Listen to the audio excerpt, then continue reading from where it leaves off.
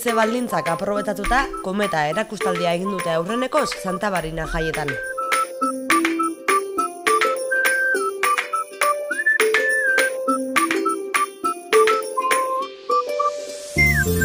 Hala, zerua koloreztatzera iritsi ziren haurrak zein gurasoak.